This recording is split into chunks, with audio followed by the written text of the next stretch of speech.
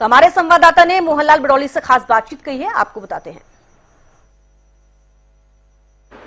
Bharatiya Janata party की हरियाणा में सरकार बन चुकी है। कार्यालय अलॉट किया जा चुका है तमाम कैबिनेट को।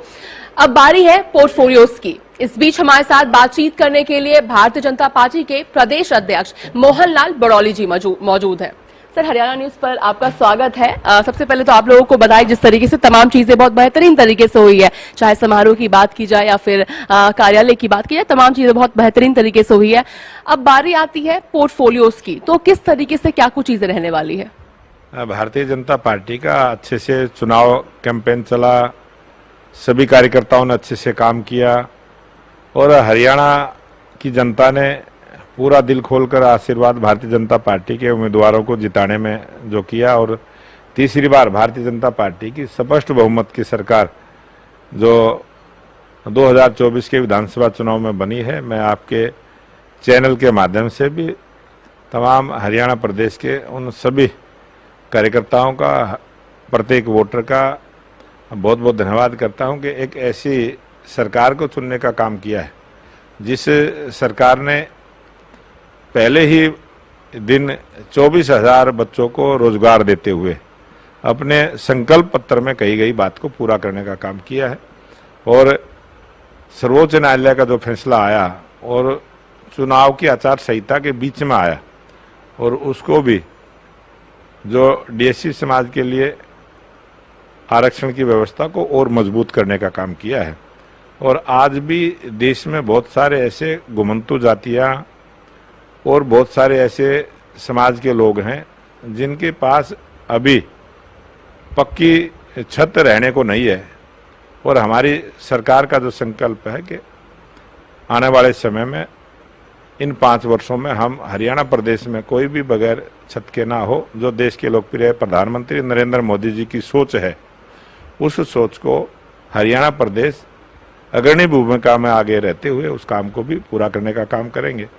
बड़ौली साहब, अगर हम पोर्टफोलियोज की बात करते हैं, जिस तरीके से अब कहीं ना कहीं वो अहम जिम्मेदारी हो जाती है मुख्यमंत्री की, दिल्ली दौरे पे है मुख्यमंत्री, कुछ कैबिनेट मंत्रियों ने मुलाकात भी की है उनसे, आप भी मौजूद रहे हैं। इसके अलावा नायब सिंह सैनी मुख्यमंत्री ने भी मुलाकात की है, धर्मेंद्र प्रधान हो जाए, चुनाव प्रभारी थे वो, केंद्रीय मंत्री मनोहर लाल से मुलाकात की है।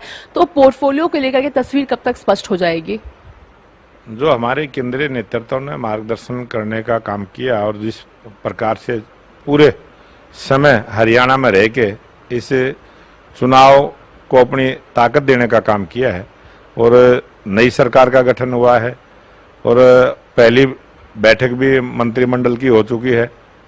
उसके बाद एक शिष्टाचार भेंट राष्ट्रीय नेतृत्व से करना, ये सभी का एक दायित्व बनता है और उसी को पूरा करने के लिए हम भी आए हैं। फिर भी कोई बात अपने राष्ट्रीय नेतृत्व से जो करने की होती है वो सब विचार विमर्श करते हुए उन सब कामों को आगे बढ़ाएंगे और जो राष्ट्रीय नेतृत्व का फैसला है उसी को फॉलो करते हुए आगे चलेंगे। यानी अभी शेष नेतृत्व का फैसला आना, हम कह सकते हैं पोर्टफोलियो को लेकर के भी बचा हुआ है, तमाम चीजों को लेकर के भी इंतजार किया जा रहा है। एक बार शेष नेतृत्व की तरफ से तस्वीरें साफ हो जाएगी, जिसके बाद फिर हमें भी मालूम पड़ जाएगा कि आखिर क्या कुछ चीजें होने वाली है पोर्टफोलियो को लेकर के। पोर्टफोलियो को लेकर भी हर प्रकार की चर्चा होती है और किसको क्या जिम्मेवारी होती है, ये तो एक बड़ा काम है और उसको हमारा राष्ट्रीय नेतृत्व का मार्गदर्शन लेना ये हमारी जिम्मेवारी है। उसको हम पूरा करने के लिए आए हुए हैं और कुछ मंत्री भी आए हुए हैं, सबसे मिलना होता है। आगे त्योहार का भी समय आएगा, ये मुलाकात का दौर तो ऐसे ही चलता रहेगा और लगातार सरकार जब काम करती है तो हर मुद्दे पर रोज रोज कोई ना कोई विचार विमर्श करने के लिए दिल्ली आते हैं। इसमें कोई ज्यादा कोई प्लानिंग की बात नहीं है, एक शिष्टाचार भेंट है। सर, शिष्टाचार भेंट है, ठीक है, मगर अगर कांग्रेस की हम बात करते हैं, जिस तरीके से लगातार कांग्रेस के द्वारा, कल बैठक भी हमने देखा था, विधायक दल की बैठक हुई थी, निर्णय अभी बचा हुआ है विधायक दल का नेता चुना जाने का। हालांकि अगर उसके अलावा अगर हम बात की जाए, जिस तरीके से आपने कहा कि भारतीय जनता पार्टी लगातार कामों में जुटी हुई है, 24,000 रोजगार दिया गया है युवाओं को, मगर कांग्रेस के द्वारा रणदीप सुरजेवाला की अगर हम बात करते हैं तो सवाल उठाया गया है कि भारतीय जनता पार्टी काम नहीं करती है, इस तरह की चीजें कही गई और साथ ही कहा है कि किसानों के हितैषी सरकार नहीं है। जहां किसानों के लिए कुछ नहीं किया जाता है वहीं उनके अगेंस्ट अब एफआईआर की भी हरियाणा सरकार ने तमाम चीजें कही है। तो किस तरीके से देखते हैं उसे आप?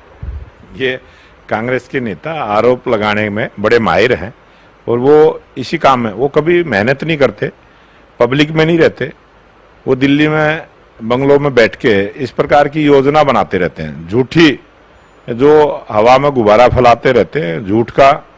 झूठ की गुट्टी पिलाने का काम जो कांग्रेस कर रही थी वो उसमें असफल हुई है और हरियाणा की जनता ने कांग्रेस को पहचान लिया है, इसलिए तीसरी बार भारतीय जनता पार्टी की सरकार आई।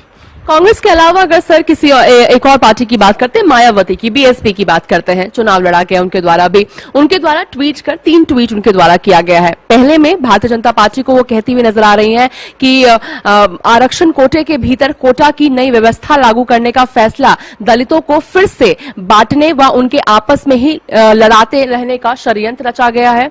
दूसरे में वो कहती हुई नजर आ रही हैं कि इसे समाप्त करने में के षड्यंत्र में लगी है, जो घोर अनुचित है व बीएसपी इसकी घोर विरोधी करती है। अब कांग्रेस के साथ अब भारतीय जनता पार्टी भी विरोधी हो चुकी है। इसके साथ साथ कहती हुई नजर आ रही है कि फूट डालो राज करो, तो बीएसपी मायावती कहती हुई नजर आ रही हैं।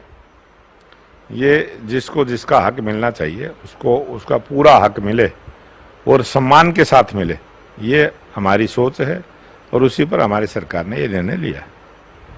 धन्यवाद। तो हम सुन रहे थे अध्यक्ष मोहनलाल कौशिक जी को, जिन्होंने तमाम मुद्दों को लेकर के एक्सक्लूसिवली हरियाणा न्यूज से बात की है। दिल्ली से कैमरा पर्सन कृष्णा के साथ अपराजिता श्री, हरियाणा न्यूज।